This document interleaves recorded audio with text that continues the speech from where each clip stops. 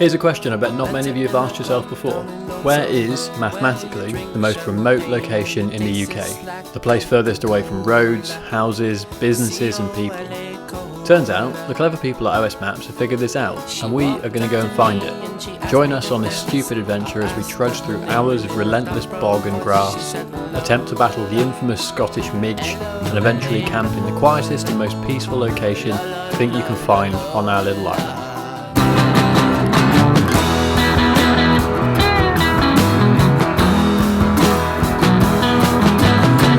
Sweating already, it's only been, what, a kilometre or so? This is our lunch spot. Could be worse.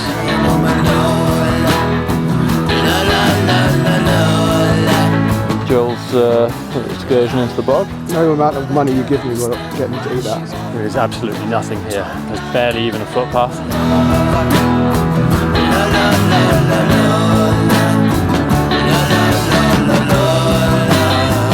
I'll probably be in a better mood tomorrow morning.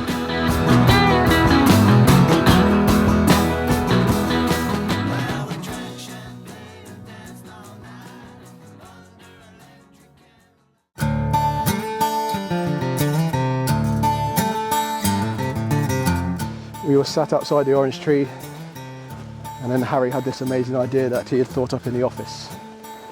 And I said, sure, why not? He does all the planning, I just say yes and go with it. Are you regretting your decision yet? We'll give it an hour or so and ask me again. That's it then, isn't it? Stop filming me. So for context, the most remote point is about 10 miles from the nearest road. And if you're an American or if you live in Australia or somewhere, you probably think, that is nothing. But the UK is not particularly big and it's quite thin. So it's quite hard to find spots that are far away from everything. And but it is going to take us a few hours to get there, probably 5 or 6 hours. 2,500 to 3,000 feet of elevation, so a lot of hills. But the views are going to be spectacular, and hopefully there won't be a single person there. Can't find GPS to record the walk, because if it didn't happen on Strava, it didn't happen. Straight away, the views were spectacular, as you would expect from Scotland. The road to begin with was pretty steep, but you're kept somewhat distracted from this because you're always looking at the woods, the mountains and the wildlife. We weren't expecting it to be quite as steep as it was, so this was a little bit of a rude awakening. This is lovely. This is a nice flat road. Make the most of it while you can. I'm happy with this. If it could just be like this all the way, that'd be lovely. That would be lovely, son. Lovely stuff. Oh yes. Oh yes. Yeah, so as you can tell, we've already gone a bit loopy. Probably needed a few more calories before doing this, but we had a schedule to keep, so insanity it was. Look at those moo-moos. Cows, everyone likes cows. See, just not when they're stamping on you. Some people like eating them. Oh, sorry, I can't say that, sorry. They trample on pensioners, so we're allowed to eat them, it's punishment. What you got there? Fizzy cola bottles. Fizzy. You can see on the map here there's a danger zone, which usually means military site, but this was just an ordinary shooting range. No wonder they chose this place, as there's no one here. I should also mention at this point that the weather was uncharacteristically Scottish, with bright blue skies and temperatures probably in the mid-20s.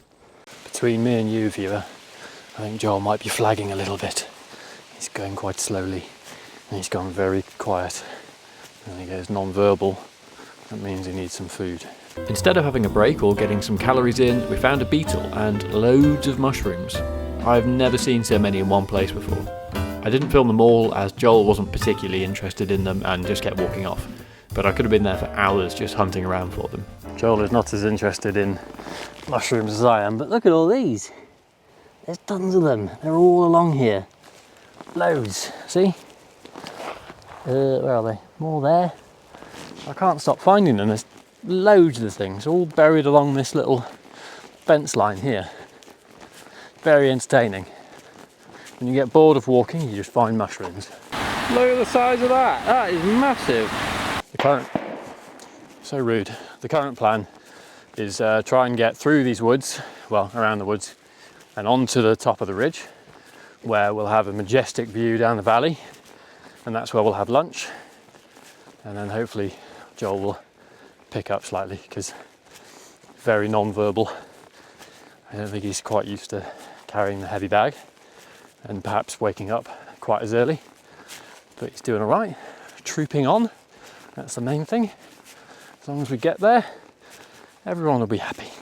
So I was just walking along this path, and this little tiny, what looked like a newt with legs. Don't know what it is, but it was scurrying, little thing, scurrying along the path in front of me. So I have no idea what it is. What could it be, viewers? Tell us based on that vague description, please.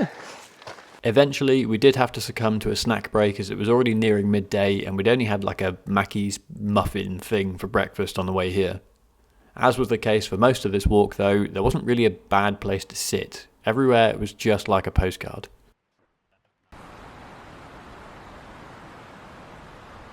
After shoveling some calories in, we were off again.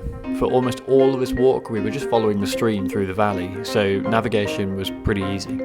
In some ways, being able to see how far you've got to go, though, does make it a little bit more difficult, but again, you're just constantly distracted with how scenic everything is. I mean, look at it. I don't know if you can see that, but it's so purple. It's so vibrant.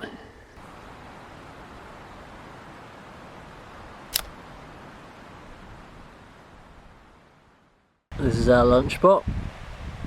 It could be worse. The only thing we can't do, which we'd like to do, is to go down there to get water, but it's quite a drop. Don't really want to go down there. That's how steep it is. And Joel's healthy lunch. Pringles. It's what every mountaineer eats. Other crisps are available. Other crisps are available. Lunch consumed, bags packed, on the move again. It was probably about 2 o'clock by this point, and I'd say we'd done about 6 miles, and this was, in my opinion, the most picturesque part of the walk. It was like a Bob Ross painting. You've got this deep blue sky, the bright purple heather, the various shades of green with the grass and the trees, and then the stream in the bottom of the valley just topping it all off. Sun cream is going on, because the Probably a bit too late for it. pale-skinned fake Scotsman is getting slightly burnt. It is bright out here, really bright. You can see how bright this is. It's warm. So up there is where we're going. The loch is either on top of this steep bit or at the bottom of, but I think probably the top because, you know, sod's law. And that's where we're camping, is sort of just past the loch. I spy with my little eye something beginning with B. B? Yeah, B. B? B. A B? Bravo, not Abbey. Was that the right answer? What? Was B the right answer? No. Oh. Boulder? No. Bag? No. Backpack? No. Brook? No. Oh, bridge? Ah, bridge. I've just seen it. There I've just you seen go. the bridge. I spy with my little eye something beginning with G. G. Oh, maybe it's not as obvious as I thought, viewers. V. G. Grass. Grass. Grass. Yeah, okay. I spy. My little eye something beginning with S. Shoes. We seem to have taken a wrong turn. Oh, heck. What are we going to do, Harry? Might have to scale a hill. Scale this hill. Yes. Well, we can go back a bit and then it's up there. Back a bit, and it's up there. Yes. This Go is- on, viewer. Let's. What a great mountain guide he is. Cool stuff. It's got a weird texture. Eat it. Go on. I don't want to. Go on. Eat it. Try You it. can't. No amount of money you give me will get me to eat that. Squeeze it and drink it as liquid. No. If you're too hot whilst out walking, you've got a cap. Dump your cap in the water, pop it back on. Glorious.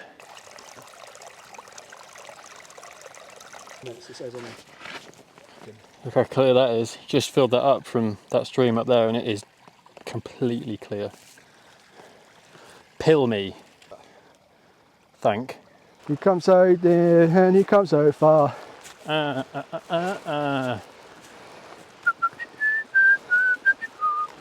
We're really in the middle of nowhere now. Haven't seen anyone for quite a few miles and there is absolutely nothing here. There's barely even a footpath. It was quite helpful that someone had piled up some cairns or just, you know, piled up a few rocks to show us roughly where the path went, but it's basically run out now, so we're following sheep paths. We know we're going in the right direction and we know where the most remote point is, but we can see why it's the most remote point now, because it's not easy to get to. Imagine the poor sod that had to build that wall, starting down there and finishing all the way up there. Or do you fancy building that wall all the way down and up the other side? Not particularly. No. Right then, Joel, how are you feeling? Out of 10? Out of 10, I'm feeling probably about a 7, I'd say. Oh, that's not bad at all, viewers. That's not bad. Still got some energy left in me. It's currently 4:30 in the afternoon. It is. It's 4:30 and we've done probably 3/4 of our route, I reckon.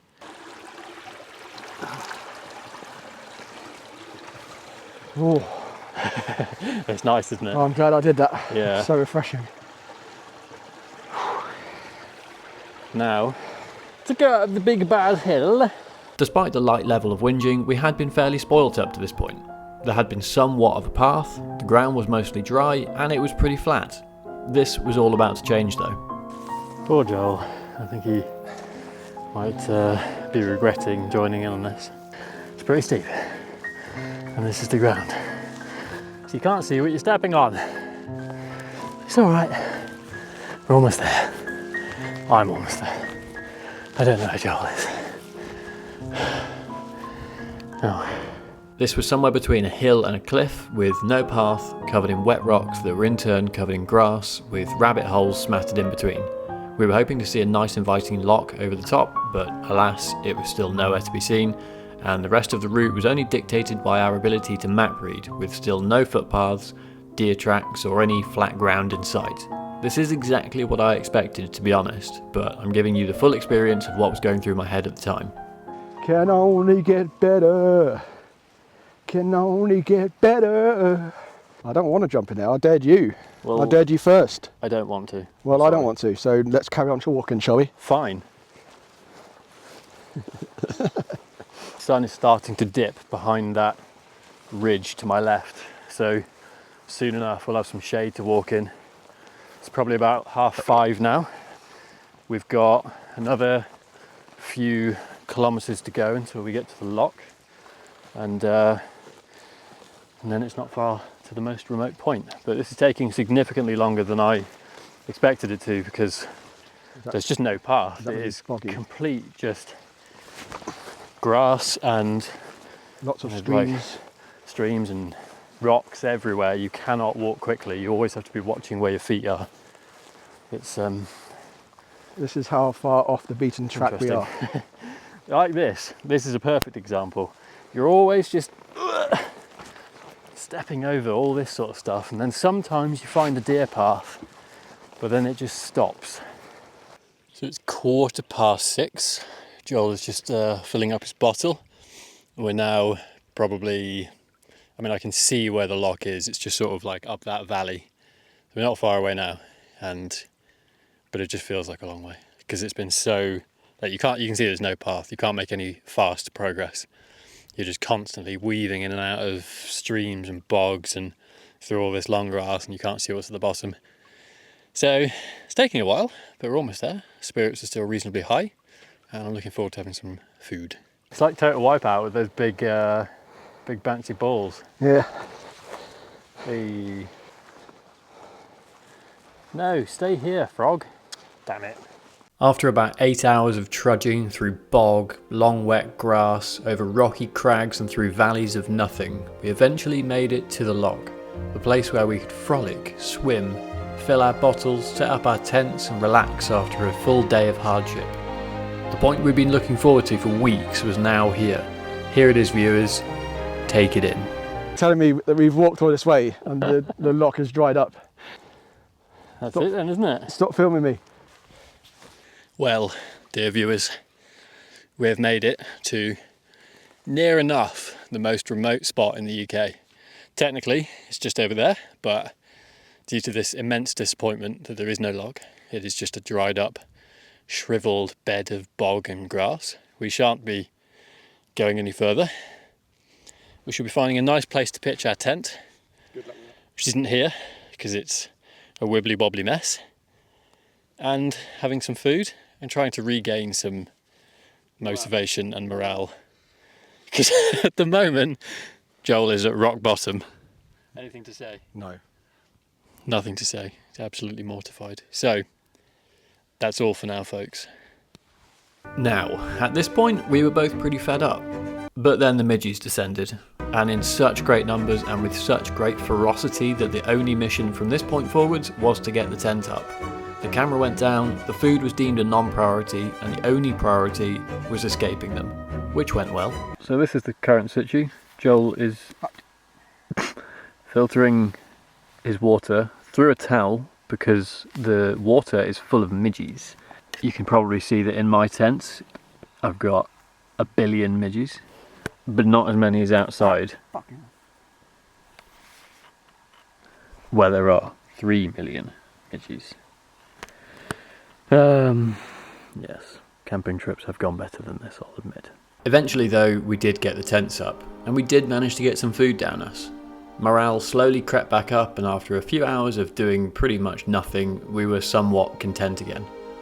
It's hard not to be when you're in a place like this, even if you are being mauled by the most malicious creature that's ever existed. We were so far from everyone and everything, and it was so quiet that strangely I felt about as safe as I ever have, which is strange because, you know, you're the furthest from help that you've ever been. Scotland is one of those places that can give you plenty of misery and adversity, but it's also one of the most stunningly picturesque places you'll ever get to visit. You quickly learn to forgive its demonic buzzing inhabitants when the sun sets, the mountain silhouettes fade, and the stars come out.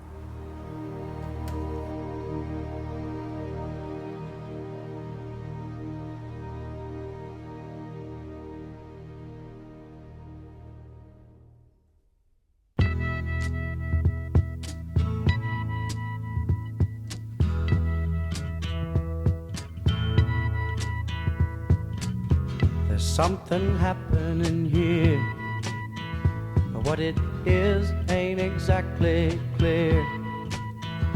There's a man with a gun over there, telling me I got to beware. I think it's time we stop, children, what's that sound? Everybody look what's going down.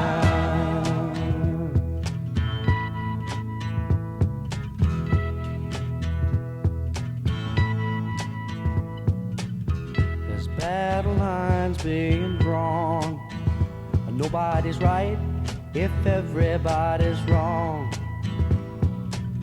Young people speaking their minds are getting so much resistance from behind. Time we stop, hey, what's that sound? Everybody look what's going down. Hey, a frog. How's life? You having a good day? Busy hopping? What a field day for the heat. 1,000 people in the street. Miles and miles of no path. And we have one. It's so glorious. Mostly say hooray for our side. It's time we stop. Hey, what's that sound? Everybody. Well, viewers, it's been a long 2 days, but we are finally back at the car park, almost. I have nothing else to say apart from, if you want to do the same adventure, prepare for a lot of difficult terrain. It's only about sort of 11-12 miles, but it feels like so much further. I hope you enjoyed.